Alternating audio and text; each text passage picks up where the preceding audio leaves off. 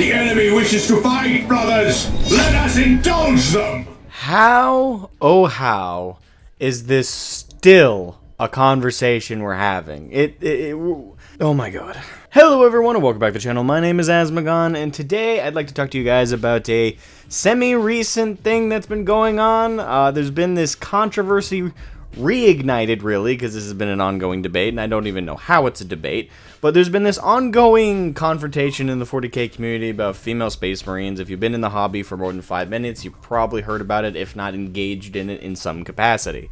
It's a very frustrating debate, especially since one side is merely trying to say that, hey, the lore has always been this way, why change it when clearly the change would only be for political reasons, when those political reasons make no sense, because the argument is for representation, when we already have the Sisters of Battle, which are an entirely female-centric army and are very unique, very badass, and way more likable in every other aspect than just a shoehorned in Space Marine with big old tig-old bitties. Like, no one cares about just throwing that in when the Sisters of Battle have actually had time to develop and progress and really identify themselves into the universe, along with Sisters of Silence, who in the lore. And I think if there's anything we should advocate for more femaleness in the hobby, it should be female Asher Militarum. I think that'd be cool to have little upgrade kits if you want to have female guard. I think that'd be interesting, but it's not necessary. I'm not going to demand it. It's not hurting my experience in the hobby if I don't have it. It'd be interesting to have more customization amongst my Cadians. But that, and also have the Sisters of Silence get more of a line update and get more added to them, so we can have like their own unique army as opposed to just kind of tacking them onto the Custodes. But that's a personal opinion. But all that aside, yes, recently, this whole debate, this whole debacle, this whole bullshit, let's be honest, got reignited, and people have been fighting back and forth, and the reason for it is, in the new Horus Heresy tabletop game, the Horus Heresy Mark II is what I've been calling it. In the new Horus Heresy tabletop game, in the rulebook, GW reaffirmed that Space Marines are developed from the hormonal and biological structure of a human male. A human adolescent male, and that it can only be human adolescent man. Like that they just reaffirmed that. I want to point this out. Like not enough people are from either side of the camp. Well, one side doesn't want to point it out because it would hurt their argument, and the other side doesn't point it out for I don't know what reason. But this has been in the lore for 30 plus years. Like this debate, this argument is over lore that's been there since the beginning, since they actually started making lore for the game. And a lot of the folks who are pro female Space Marines, again for bullshit reasons, and it's all political. Don't let them convince you otherwise. They're full of shit. But all the people who are like super pro female Space Marines are like losing their shit and are acting like this is hurting their enjoyment of the hobby. You've been, if you are actually a hobbyist, which half these people aren't, let's be honest, if you look at any of their social media, you'll see that they'll post endless diatribes of just bullshit, like they'll talk about like the recent Roe v. Wade stuff. I'm not weighing in on that, I'm not political. They'll talk about the president or defend the president. They'll talk about this social issue. They'll post all day about that crap on Twitter and Tumblr if it still exists. I don't even know if it does. Or Pinterest.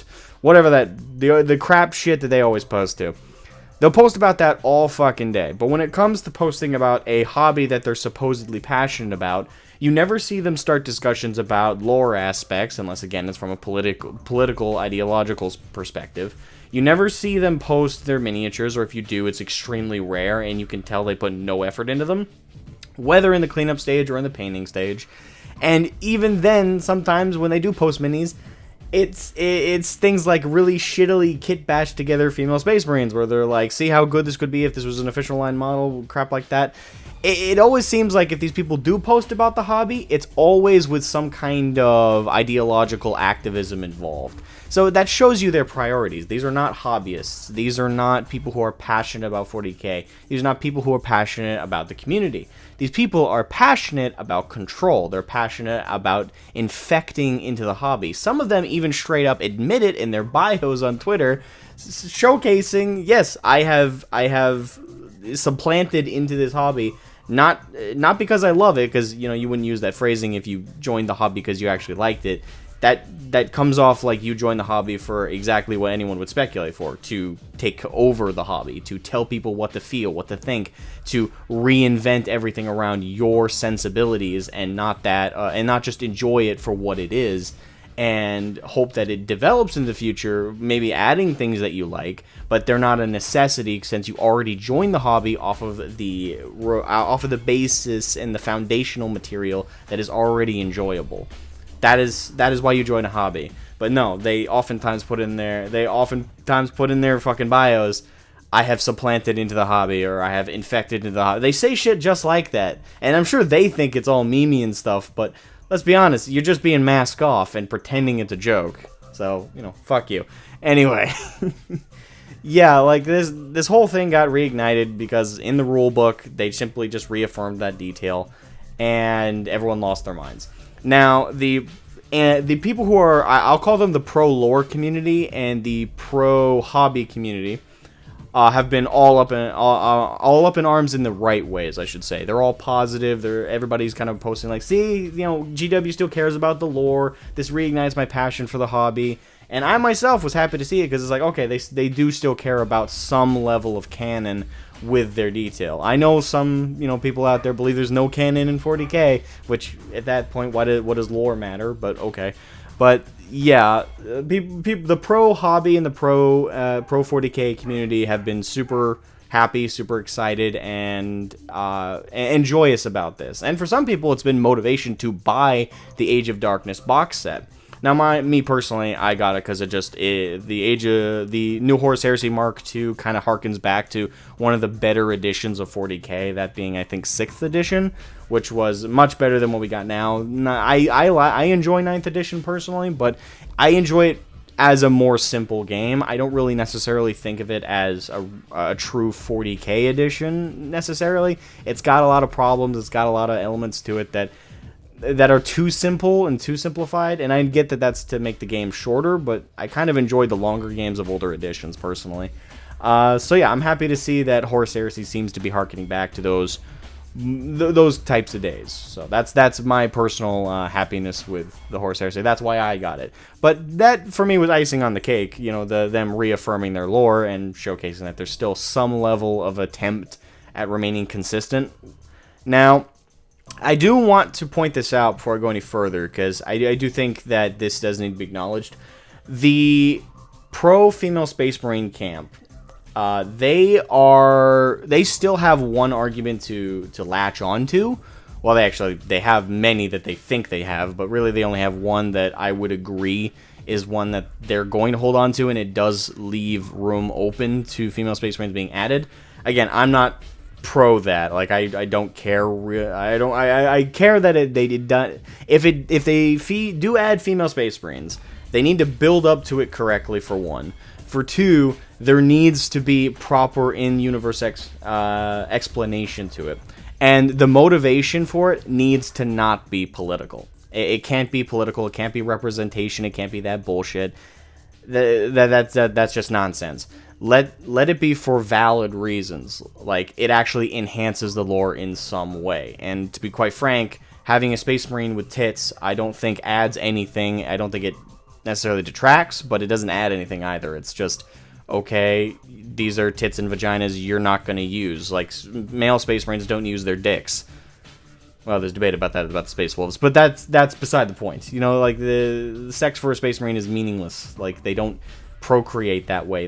They're not even really human. So when the people are arguing that it's representation, if you take away Sisters of Battle and Sisters of Silence, it still doesn't make sense, because Space Marines aren't human, really. Like, the difference between an Astartes and a normal human being is like the difference between an ape and a monkey to a human being. Like yeah, there's relation. They're clearly in the same gene pool to a degree, but they're also clearly different enough that we validate them as different species. The Astartes are like that. They're really not human, so no Astartes represents men in real life. If you want to talk about representation in that regard, that's the Imperial Guard. The Imperial Guard are representations of us, of humans, but not Astartes. Like, I don't feel represented when a nearly 8-foot tall, superhuman, super heavily armored badass runs, not even really runs, they fucking propel like Hulk into a battle and fucking fight giant-ass demons. I'm sorry, I don't get represented by that. So wait, why do you like it then? If it doesn't represent you, how can you possibly enjoy it? Woke.exe has stopped working. You must be represented to enjoy hobby. Characters must sound, look, and have the same sexual identity as me for me to be possibly enjoy.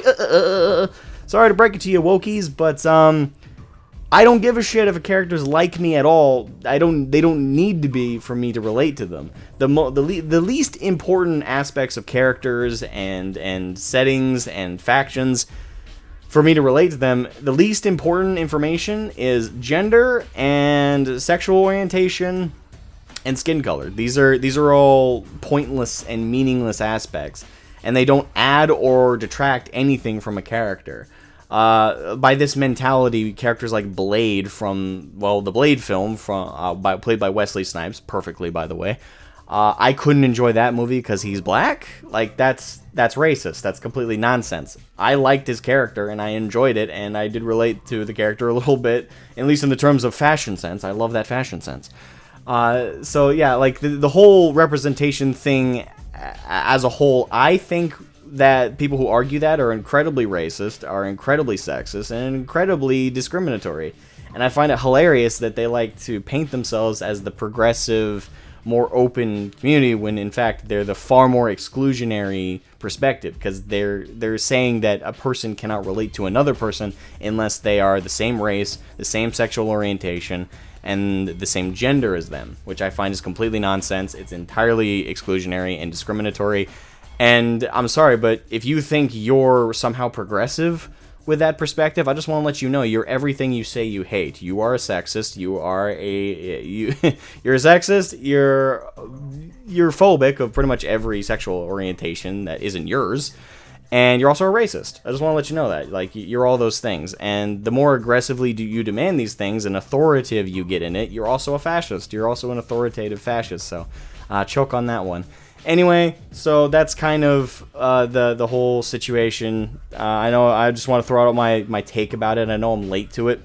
But yeah, like that's kind of the sum up, and that's kind of my perspective. And the only other thing I want to mention before I kind of end this video is there's been this interesting development with Goon Hammer, which, by the way, if you ever want to waste your time, read Goon Hammer. Like, that's a good waste of your time. If you're ever on the shitter and you need a couple seconds to laugh at a really bad article, check out Goon Hammer.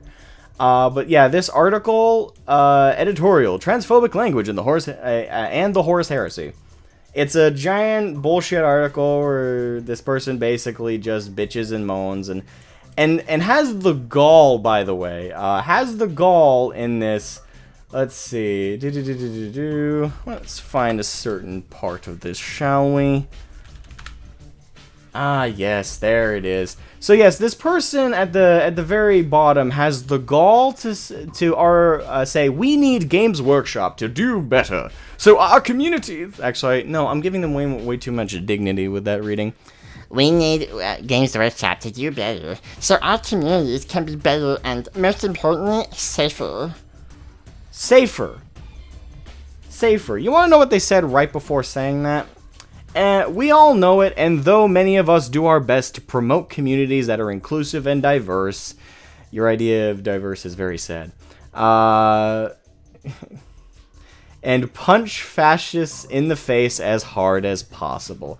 What was that about safety for the community? So let me get this straight. If somebody has the belief that fascism is a fair governmental system, I don't agree with that. I hate all authoritarian regimes. I hate socialism. I hate communism. I hate Marxism. And I hate fascism. I hate all of these systems. Capitalism is by far the best system. It's not perfect by any means, but it is the closest we're ever going to get because it's logical. Whereas all these other systems require human beings to be perfect for them to work. So therefore, they never will. We can try them as many times as you want and ruin the planet by continuing to make ourselves worse by being in these systems.